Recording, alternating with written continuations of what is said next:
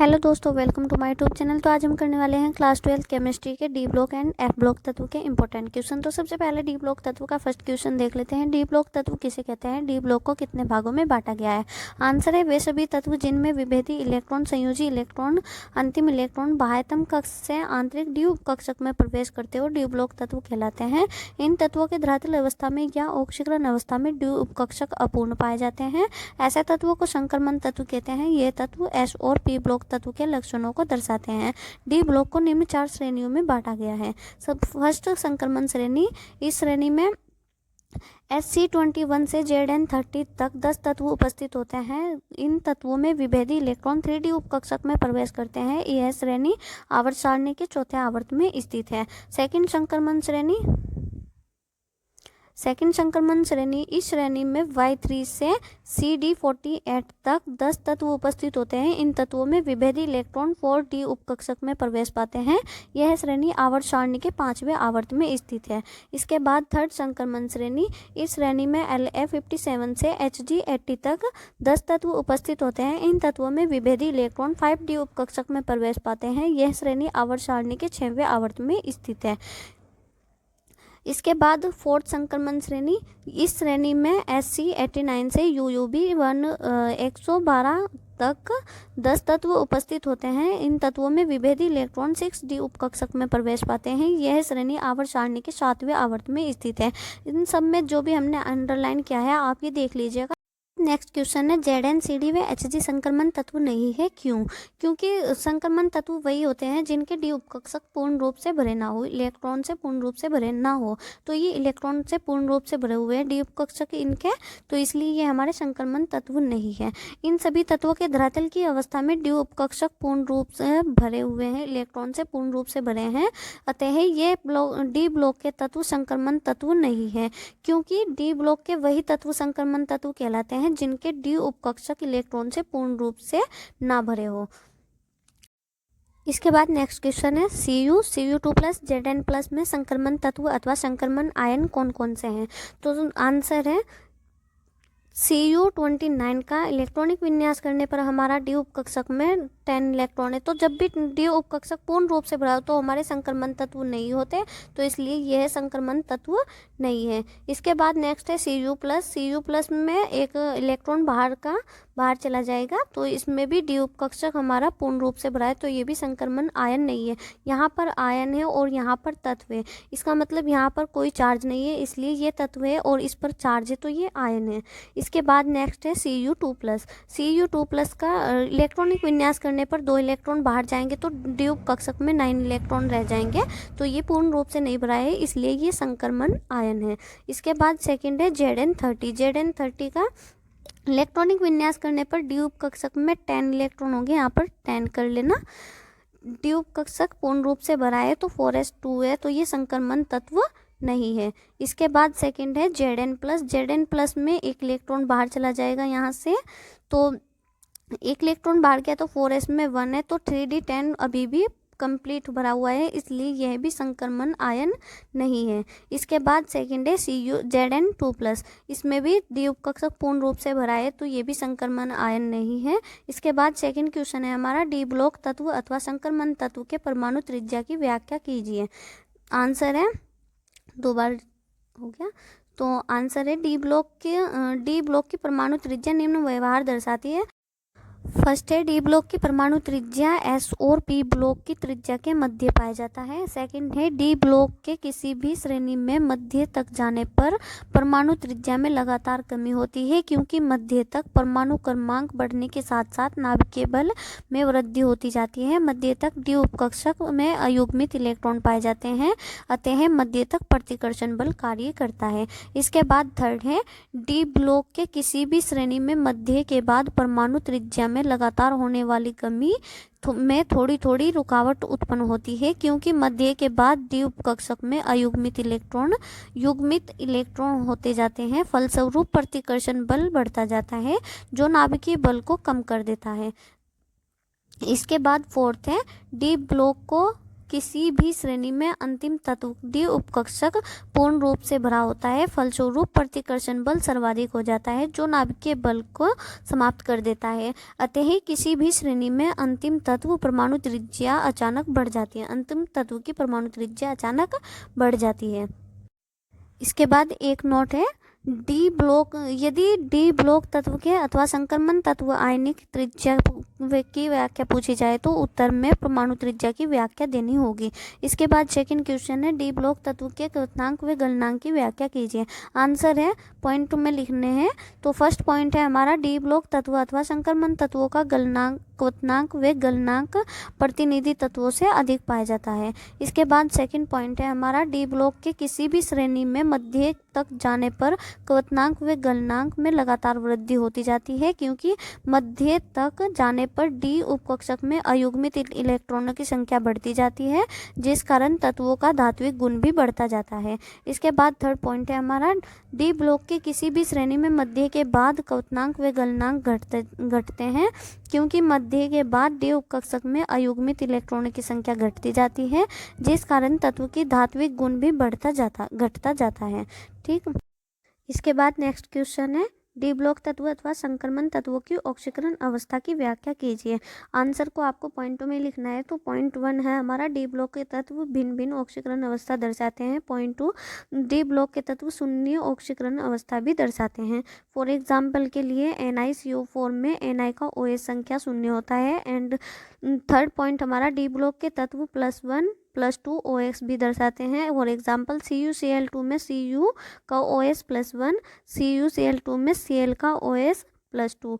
तो point fourth हमारा, D block के तत्वों की मुख्य ऑक्सीकरण अवस्था +2 होती है, जो S कक्षक को 2 इलेक्ट्रॉन को त्याग कर प्राप्त किया जाता है।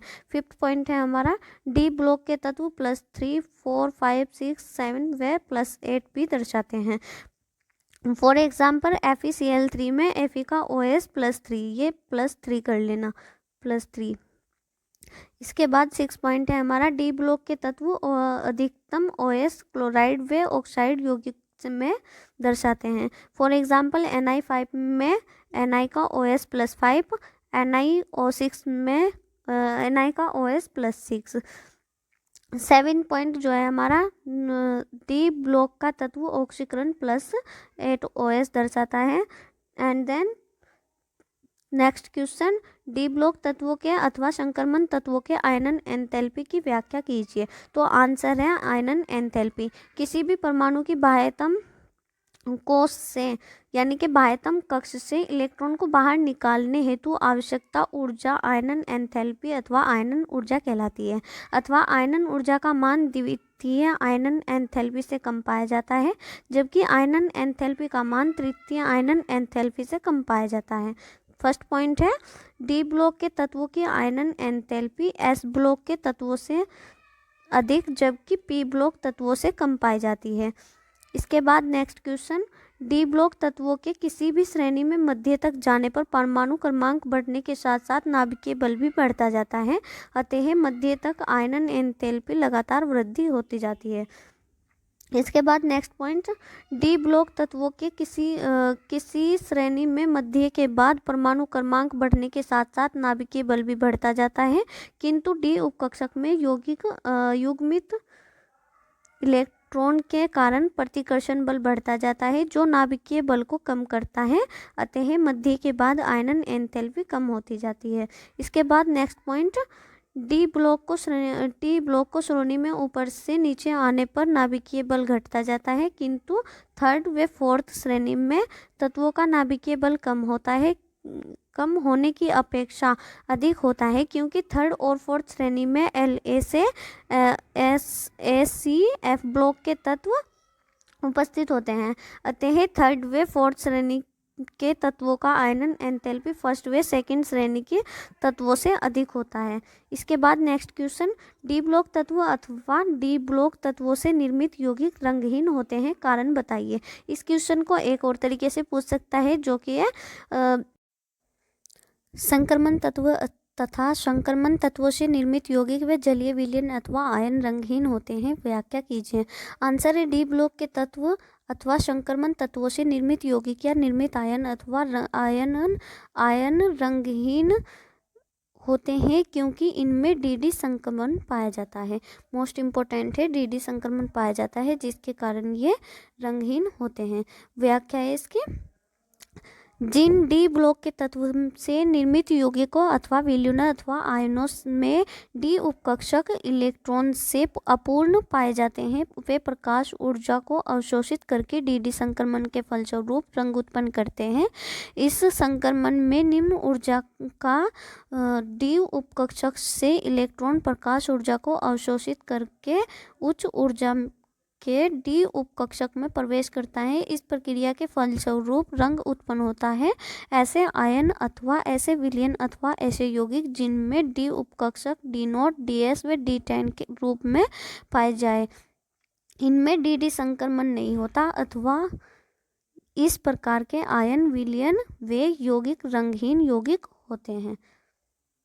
इसके बाद नेक्स्ट क्वेश्चन जो है हमारा वो है एफ ब्लॉक तत्व के। तो एफ ब्लॉक तत्व का फर्स्ट क्वेश्चन जो है हमारा, एफ ब्लॉक के तत्व अंतः संक्रमण तत्व किसे कहते हैं? आंसर है वे सभी तत्व जिनके संयोजी इलेक्ट्रॉन आंतरिक एफ उपकक्षक में प्रवेश करते हैं। ऐसे तत्व एफ ब्लॉक के तत्व अंतः संक्रमण तत्व कहलाते हैं। एफ ब्लॉक तत्व को इलेक्ट्रॉनिक विन्यास निश्चित नहीं पाया जाता है। एफ ब्लॉक तत्व को निम्न 2 श्रेणियों में बांटा गया है। फर्स्ट श्रेणी है लेंथेनाइड श्रेणी। एफ ब्लॉक की प्रथम श्रेणी है ये, जिसमें Ce58 सीरियम से Lu71 ल्यूटेशियम तक 14 तत्व आते हैं। इन तत्वों को दुर्लभ मृदा तत्व कहते हैं। इन सभी तत्वों में विभेदी इलेक्ट्रॉन F उपकक्षक में प्रवेश करते हैं। यह सभी तत्व La लेंथेनम का अनुसरण करते हैं, अतः इस श्रेणी को लेंथेनाइड श्रेणी कहते हैं। इसके बाद सेकंड श्रेणी एक्टेनाइड श्रेणी। एक्टेनाइड एफ ब्लॉक की द्वितीय श्रेणी है ये। इसमें TH90 यानी कि थोरियम से Lr103 लोरेंसियम तक 14 तत्व आते हैं। इन सभी तत्वों में विभेदी इलेक्ट्रॉन 5F उपकक्षक में प्रवेश करते हैं। इन सभी तत्वों को भी दुर्लभ मृदा तत्व कहते हैं। यह सभी तत्व AC यानी कि एक्टिनम का अनुसरण करते हैं, अतः इस श्रेणी को एक्टिनाइड श्रेणी कहते हैं। इसके बाद नेक्स्ट क्वेश्चन है लेंथेनाइड व एक्टिनाइड में अंतर बताइए। आंसर है लेंथेनाइड व एक्टिनाइड में निम्न अंतर पाए जाते हैं। सबसे पहले हम इसकी समानताएं देख लेते हैं। इन दोनों का मुख्य OS+3 होता है। दोनों में विभेदी इलेक्ट्रॉन F उपकक्षक में प्रवेश करते हैं। दोनों ही श्रेणी के तत्व अत्यधिक क्रियाशील तथा दुर्बल विद्युत धनात्मक होते हैं। इसके बाद नेक्स्ट पॉइंट, दोनों श्रेणियों में आगे जाने पर परमाणु व आयन की त्रिज्या में कमी होती है। नेक्स्ट पॉइंट, दोनों श्रेणी के तत्व चुंबकीय गुणों को दर्शाते हैं। इसके बाद इनकी असमानताएं। सबसे पहले लेंथेनाइड की असमानताएं देख लेते हैं। इसमें विभेदी इलेक्ट्रॉन 5F उपकक्षक में प्रवेश करते हैं। लेंथेनाइड +4 OS अधिकतम दर्शाता है। यह है +4 OS के साथ साथ +2 +3 OS भी दर्शाता है। लेंथेनाइड से निर्मित यौगिक कम क्षारीय होता है। नेक्स्ट पॉइंट, लेंथेनाइड को Pr तत्व को छोड़कर सभी तत्व रेडियो एक्टिव होते हैं।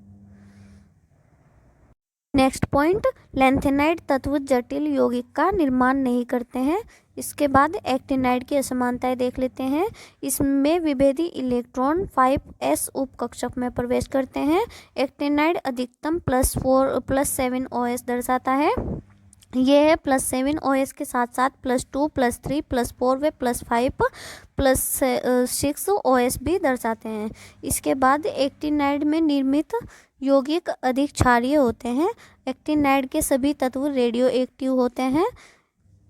यह तत्व जटिल यौगिक का निर्माण करते हैं। इसके बाद नेक्स्ट क्वेश्चन है लेंथेनाइड संकुचन या फिर आकुचन को समझाते हुए इसके परिणाम भी बताइए।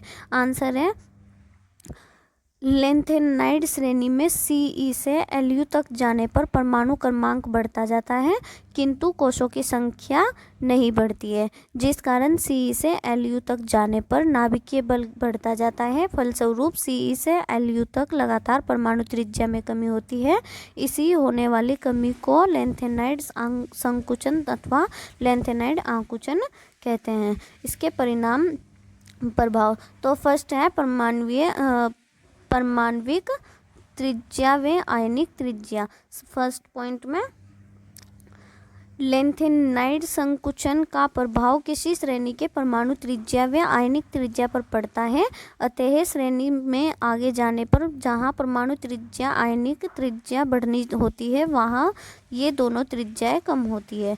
इसके बाद नेक्स्ट है ऑक्साइड व हाइड्रोक्साइड की क्षारकता। लेंथेनाइड संकुचन का प्रभाव लेंथेनाइड तत्वों से निर्मित ऑक्साइड व हाइड्रोक्साइड की क्षारकता पर भी पड़ता है। जैसे Ce से Lu तक जाने पर हाइड्रोक्साइड व ऑक्साइड की क्षारकता परमाणु क्रमांक बढ़ने के साथ साथ बढ़नी चाहिए थी, किंतु आकुंचन के कारण क्षारकता घटती जाती है। इसके बाद नेक्स्ट है घनत्व। लेंथेनाइड संकुचन के कारण डी ब्लॉक के तत्व तृतीय श्रेणी का घनत्व सेकंड श्रेणी से 2 गुना अधिक होता है, जबकि इस घनत्व को कम होना चाहिए था। आयतन विभव। किसी भी श्रेणी में परमाणु क्रमांक बढ़ने के साथ साथ आयतन विभव कम होते जाते हैं, किंतु लेंथेनाइड आकुंचन के कारण आयतन विभव बढ़ जाता है। इसके बाद नेक्स्ट क्वेश्चन है मिश्र धातु क्या है? लेंथेनाइड धातु से युक्त एक प्रमुख मिश्र धातु का नाम बताइए तथा इसका समय उपयोग भी बताइए। आंसर है 2 या 2 से अधिक धातुओं को सम्मिश्रण से मिश्र धातु का निर्माण होता है। मिश्र धातु ठोस विलयन होता है, जिसमें एक धातु के परमाणुओं में आयनिक विपरीत होते हैं। फॉर एग्जाम्पल में है मिश्र धातु एक मिश्र धातु है जो एक लेंथेनाइड धातु है। धातु के 95% व आयरन के लगभग 5% तक तथा लेस मात्र प्रतिनिधि तत्व CsCaAl से बना होता है। मिश्र धातु की अत्यधिक मात्रा मैग्नीशियम आधारित मिश्र धातु में भी प्रयुक्त होती है, जो बंदूक की गोलियां, कवच तथा हल्के फिलंट को बनाने में प्रयुक्त होता है। इसके बाद नेक्स्ट क्वेश्चन निम्न का इलेक्ट्रॉनिक विन्यास लिखिए। इन सभी का इलेक्ट्रॉनिक विन्यास करना है आपको। इन सभी का ये रहे इसके इलेक्ट्रॉनिक विन्यास सोल्व करके दिखा दिया हमने। इसके बाद नेक्स्ट क्वेश्चन है यूरेनियम व थोरियम का इलेक्ट्रॉनिक विन्यास। यूरेनियम और थोरियम का इलेक्ट्रॉनिक विन्यास भी हमने आपको करके दिखा दिया। और अगर यूरेनियम का आपको ये बड़ा लगे तो आप ये वाला कर सकते हैं। वीडियो अच्छा लगा तो लाइक करिएगा, वीडियो को, चैनल को सब्सक्राइब करिएगा ताकि मिलती रहे आपको नेक्स्ट वीडियो बोर्ड एग्जाम से रिलेटेड। मिलते हैं नेक्स्ट वीडियो में, तब तक के लिए धन्यवाद।